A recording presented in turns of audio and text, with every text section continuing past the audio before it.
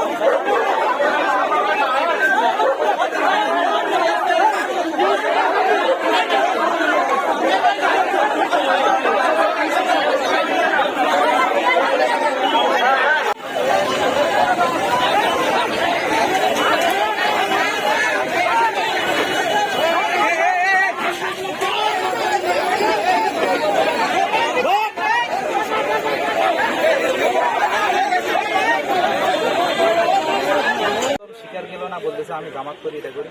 আমাকে ঠিক আছে মোবাইল দাও দেখি। মোবাইল দেখার পরে ওখানে তারপরে প্রোফাইল আপনারা সবাই দেখছেন, আপনাদের সবাইকে আমি দেখাইছি ছাত্রলীগের, তারপরে মিছিল, জননেত্রী শেখ হাসিনা আসবে, হ্যাঁ বাংলাদেশ হাসবে, এই ধরনের অনেকগুলো স্লোগান ছিল। তো এর ভিত্তিতে আমরা এখানে ধরছি। তো থেকে দুটা মোবাইল একটা মানি ব্যাগ পাওয়া গেছে, আমরা পুলিশ ভাইদের হস্তান্তর করছি।